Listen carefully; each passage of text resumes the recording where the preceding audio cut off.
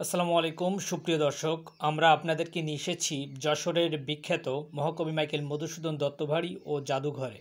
আমরা দুটি টিকিট ক্রয় করেছি এবং আমরা এখন জাদুঘরের ভিতরে প্রবেশ করছি। দাঁড়াও, পথিক বর জন্ম যদি তবে বঙ্গে তিষ্ঠ ক্ষণকাল। এটি মহাকবি মাইকেল মধুসূদন দত্তেরই লেখা। মহাকবি মাইকেল মধুসূদন দত্ত আহ, যশোরের ঐতিহ্যের ধারক এবং বাহক। মহাকবি মাইকেল মধুসূদন দত্তের এই জাদুঘরের প্রত্যেকটি অংশই আমরা আপনাদেরকে দেখাবো। যারা ইতিপূর্বে মহাকবি মাইকেল মধুসূদন দত্ত জাদুঘর এবং তার পৈতৃক বাড়ি দেখেননি, তারা অবশ্যই ভিডিওটি দেখবেন এবং আমার চ্যানেলটি সাবস্ক্রাইব করে পাশে থাকবেন। আপনাদেরকে অসংখ্য ধন্যবাদ। মহাকবি মাইকেল মধুসূদন দত্ত জাদুঘরের কাছারি বাড়ির পাশে মহাকবির মূর্তি। এটি কাছারি বাড়ি। মহাকবি মাইকেল মধুসূদন দত্তের কাছারি বাড়িতে আমরা আপনাদেরকে নিয়ে এসেছি। আপনারা দেখতে পাচ্ছেন কাছারি বাড়ির প্রতিটি দরজা এখানে লক ছিল। আসলে আমরা এই রাস্তা দিয়ে বাম দিকে হেঁটে একটু দূরে গেলেই মহাকবির কাকার বাড়ি। এটি মহাকবির কাকার বাড়ি। সনেট এবং চতুর্দশপদী কবিতার অন্যতম প্রতিভাবান একজন লেখক আমাদের যশোরের কেশবপুর উপজেলার সাগরদাড়ি গ্রামে মাইকেল মধুসূদন দত্ত। মাইকেল মধুসূদন দত্তের অনেক স্মৃতি বিজড়িত স্থান এখানে রয়েছে। মহাকবির শৈশব এখানে কেটেছিল। এটি মহাকবির কাকার আরও একটি কাছারি বাড়ি। আমরা আপনাদেরকে সব কিছুই দেখানোর চেষ্টা করছি। আমরা মহাকবির পৈতৃক বসতবাড়ি ও জাদুঘরে প্রবেশ করছি। মহাকবির বসতবাড়ি এবং জাদুঘরে পৌঁছে আমরা মহাকবির প্রাচীন আমলের একটি মন্দির আমরা এখানে দেখতে পেলাম। আপনারা দেখতে পাচ্ছেন এটি মহাকবি মাইকেল মধুসূদন দত্তের জাদুঘরের ভিতরেকার দৃশ্য। আমরা জাদুঘরে পৌঁছে গেছি।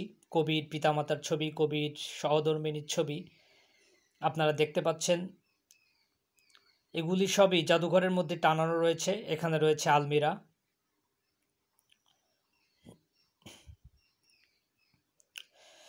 দর্শক মণ্ডলী, এখানে যে জিনিসটি রাখা রয়েছে সেটি হচ্ছে মহাকবি মাইকেল মধুসূদন দত্তের পৈতৃক নিবাস খননের সময় বেশ কিছু লোহা এবং কাঠের জিনিসপত্র পাওয়া গিয়েছিল, তা এখানে সংরক্ষণ করা রয়েছে। আপনারা দেখতে পাচ্ছেন এগুলি তৎকালীন সময় পাওয়া গিয়েছিল, তা আজ জাদুঘরে সংরক্ষণ করা হয়েছে। জাদুঘরের প্রত্যেকটি স্তরে আমরা যাব, আপনাদেরকে নিয়ে যাব ইনশাআল্লাহ। সাথে থাকুন। কলকাতায় মহাকবির একটি মূর্তি রয়েছে, সেটি ছবি এখানে টানানো রয়েছে। আপনারা দেখতে পাচ্ছেন রয়েছে পরামর্শ বাক্স, কাঠের তৈরি বেশ বড়সড় একটি আলমিরা। এখানে স্পর্শ করতে নিষেধ করেছে ওকে। আমরা কোনো ধরনের টাচ এখানে কোনো কিছুতেই করছি না।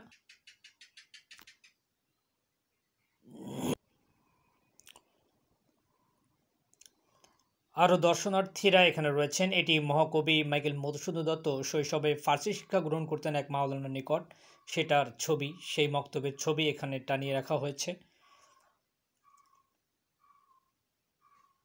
স্টিলের সিন্দুক, কাঠের বাক্স,